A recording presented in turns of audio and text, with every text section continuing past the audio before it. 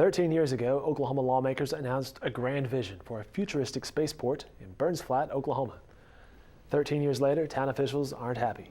They say the state has little to show for its efforts beyond abandoned hangars and crumbling warehouses. A businessman looking to relocate to Burns Flat, Oklahoma, and I came in and was driving around and saw this kind of stuff.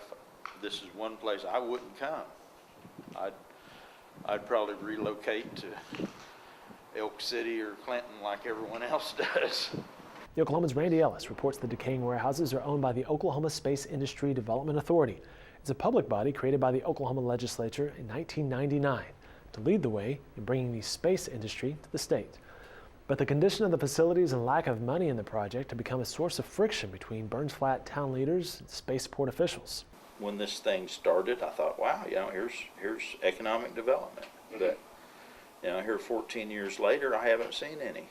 The original idea was to take the third longest civilian airport runway in North America, located at what was once the Clinton Sherman Air Force Base before its 1969 closure, and to use it as a catalyst to attract aerospace companies, including those interested in commercial spaceflight.